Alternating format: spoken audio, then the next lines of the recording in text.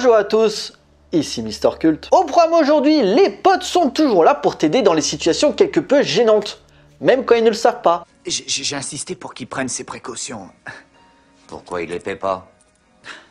J'ai dû le traîner jusqu'ici. Vous savez, ce pauvre garçon est totalement irresponsable. Eh Scott, tu peux pas te presser un peu? Je veux pas faire attendre cette fille. C'est pas des préservatifs qu'il lui faut.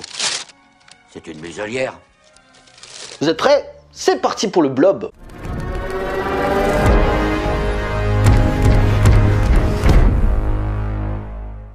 Alors, Le Blob est un film d'horreur américain sorti en 1988 et réalisé par Chuck Russell, dont c'est le deuxième film. Né en 1958 à Park Ridge, dans l'Illinois, Charles Russell, de son vrai nom, s'intéresse aux arts du spectacle durant ses études supérieures. En effet, alors qu'il fréquentait l'université de l'Illinois, Russell a été fasciné par la scène théâtrale très active à Chicago, si bien qu'il commence à écrire et mettre en scène des petites scènes sur un acte. Cette expérience lui permettra de suivre les débuts de futurs comédiens renommés tels que John Belushi et Dan Aykroyd, vouant une fascination sur l'improvisation et le timing comique qui l'influencera sur certains de ses futurs films. Après son diplôme, il quitte Chicago pour se lancer dans la production cinématographique à Los Angeles, gravant les échelons et variant les postes, aussi bien assistant réalisateur, chargé de production, voire scénariste. On lui devra au début des années 80 sa contribution à Hell Night de Tom Desimore avec Linda Blair, première collaboration avec un certain scénariste de renom, on y reviendra plus tard. Le thriller The Séduction pour David Schweller, le drame musical Bodywork mis en scène par Marcelo Epstein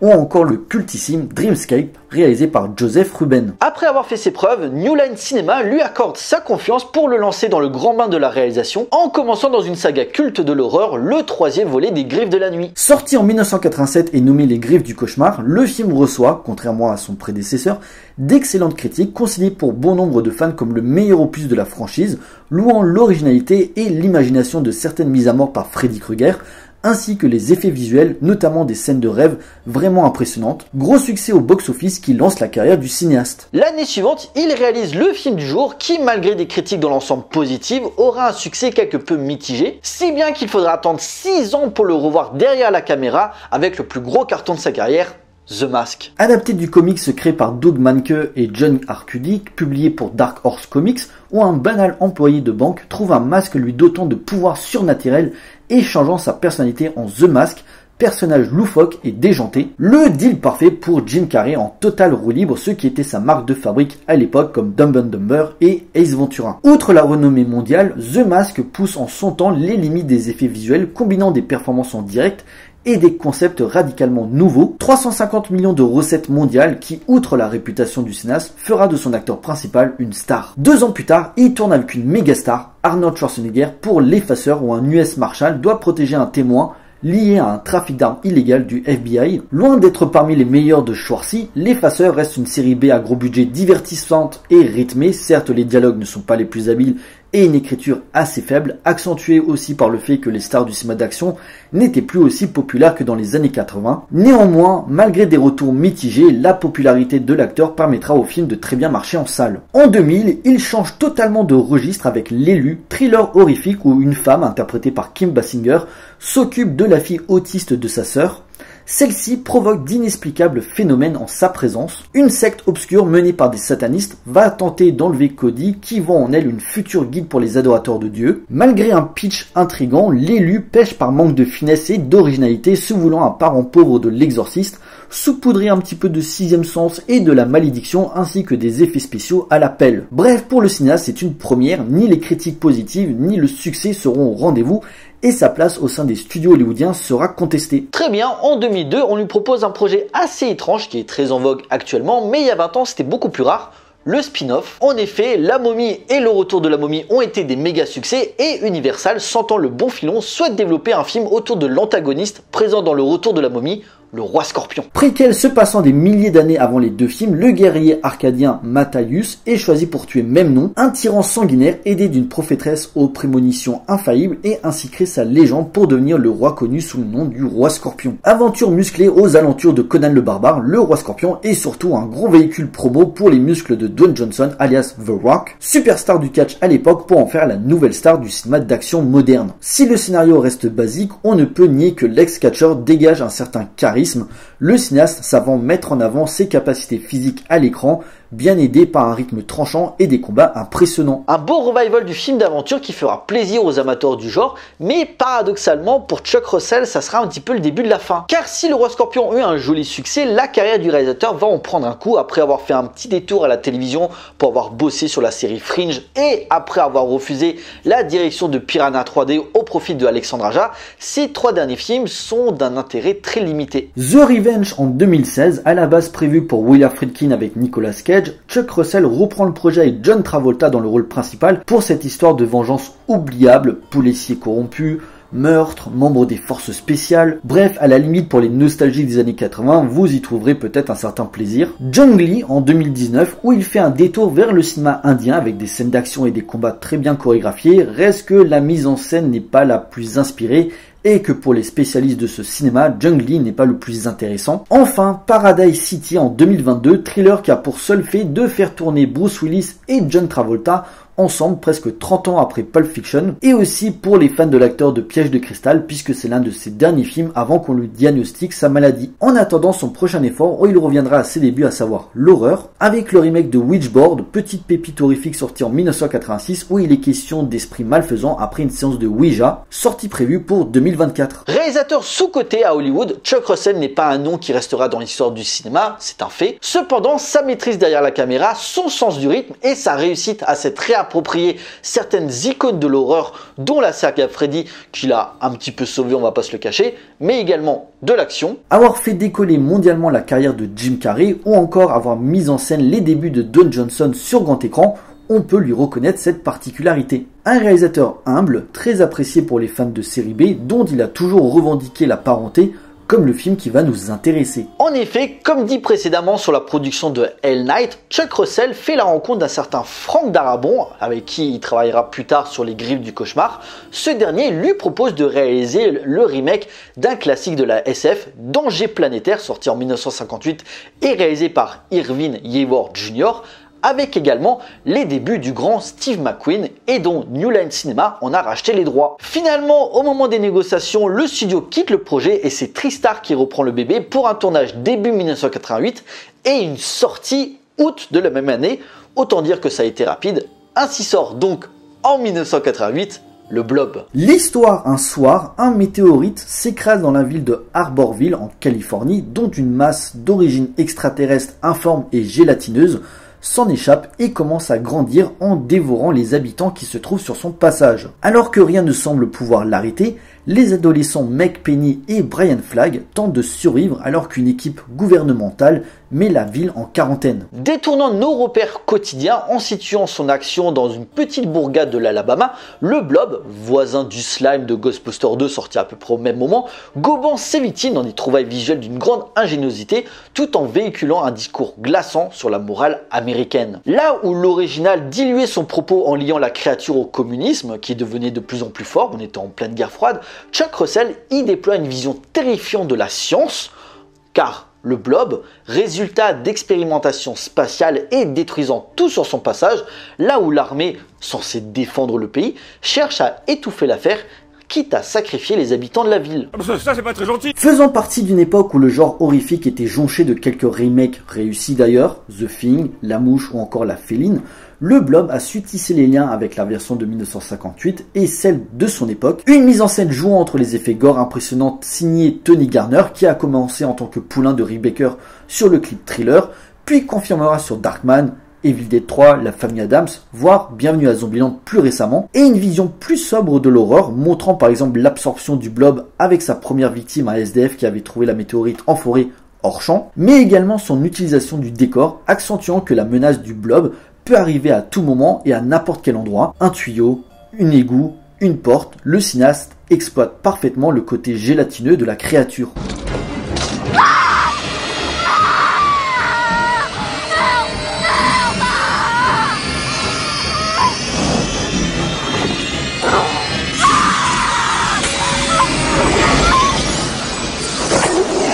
Mais outre l'aspect remake, Chuck Russell se permet également de rendre hommage à ce genre qu'il affectionne plus particulièrement en blindant son film de références plus ou moins visibles. Déjà, les motocyclettes qui sont utilisées viennent de la marque Triumph, référence à l'acteur Steve McQueen, qui était un passionné de moto et je rappelle acteur principal du film de 1958. À noter que son fils, Chad McQueen, a refusé le rôle de Brian Flagg pour ne pas être lié à son père.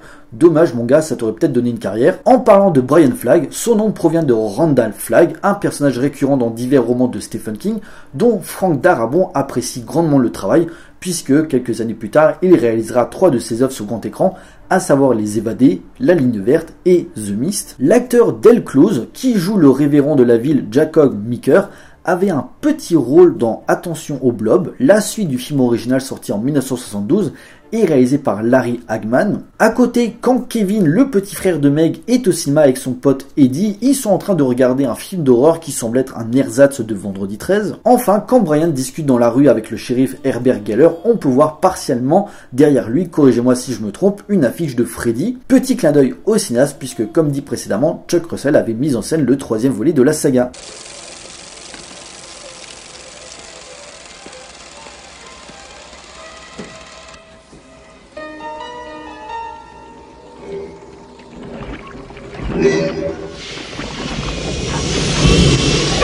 Le Blob a également l'intelligence de suivre une structure narrative assez basique, mais en amenant un décalage et un effet de surprise, même pour les spécialistes du genre, même si les personnages du film sont archétypaux au possible. Entre le shérif Geller, interprété par Jeffrey Damon, l'un des plus connus seconds couteaux du cinéma des années 80 à aujourd'hui, ayant toujours un mauvais pressentiment à la situation sans pour autant comprendre ce qui se passe, le trio adolescent composé d'abord de Meg, joué par Shawnee Smith, que les fans de Saw connaissent très bien puisque c'est Amanda Young et dans John Kramer alias Jigsaw dans ses méfaits, Paul interprété par Donovan Leitch Jr., le sportif et gros star de l'école qui devait emmener Meg pour un rendez-vous avant l'accident avec le SDF dont la main a été consumée par le Blob et tombe nez à nez avec Brian, joué par Kevin Dillon, frère de Matt Dillon, qui ressemble vachement à Ethan Hawke en plus jeune et avec des cheveux, qui par son look et son attitude est un peu présenté comme le bad boy alors que finalement pas vraiment. Du coup, je vous laisse deviner qui sera le premier à crever des trois. Enfin, John Seneca, ancien chanteur devenu comédien, joue le fameux Dr Christopher Meadows,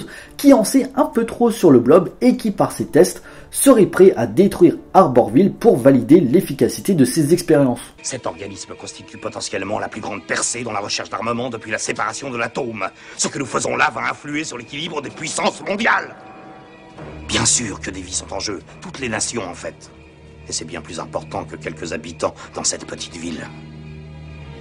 C'est à moi d'emporter la croix. En bref, une série B sans temps mort et enchaînant les mises à mort ultra marquantes par des effets spéciaux imaginatifs, se permettant même de tuer un gosse dans une scène dans les égouts d'une grande intensité, intendant surtout un discours assez malaisant sur la portée des actes américains.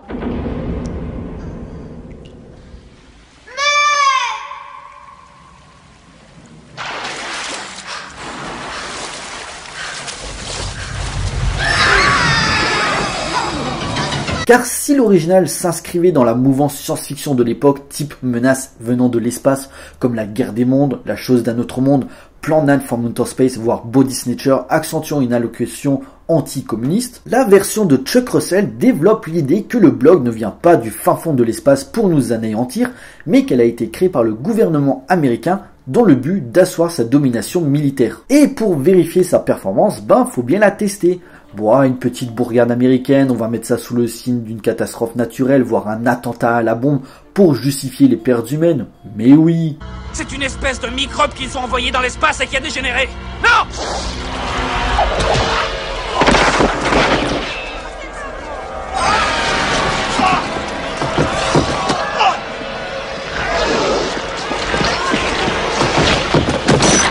Bien sûr, la grosse réussite, outre ses personnages attachants, tient en son monstre gluant qui continue de grossir au fur et à mesure qu'il engloutit les humains qui se trouvent sur son passage, s'adonnant à des scènes d'horreur qui marquent la rétine, que ce soit à l'hôpital, au cinéma ou encore ce final explosif ou plutôt glaçant, la façon pour combattre le Blob. Un bon remake qui malheureusement n'aura pas le succès qu'il mérite, mais dont l'aura reste intacte, vieillissant très bien au fil des années, quitte à en inspirer d'autres. En effet, en 1999, sort L'attaque de la moussaka géante, remake grec réalisé par Panos Koutras, sous-volant comme une parodie du Blob, devenu culte et très apprécié par les amateurs de nanars et de zèderies en tout genre. Enfin, j'en avais déjà parlé dans mon émission Ces films que vous ne verrez jamais, Mais Rob Zombie, cinéaste célébré pour The Devil's Reject et Halloween version 2007, devait dans les années 2000 s'atteler à un nouveau remake du Blob, plus organique, se présentant plus en virus et transformant les victimes dont il se nourrit en zombies.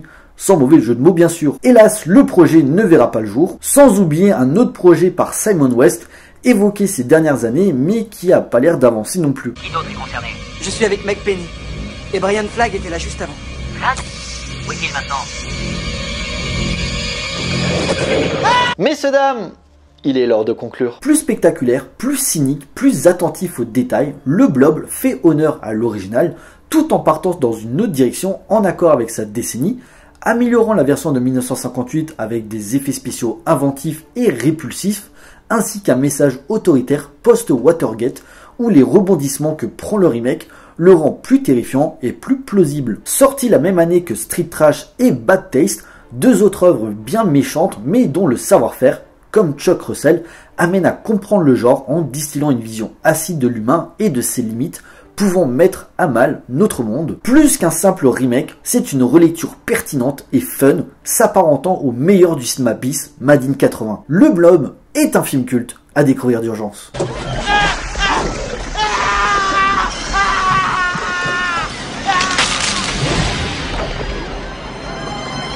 Voilà, cet épisode est à présent terminé. J'espère qu'il vous a plu. Donc le Blob, un film à voir ou à revoir si ce n'est pas encore fait.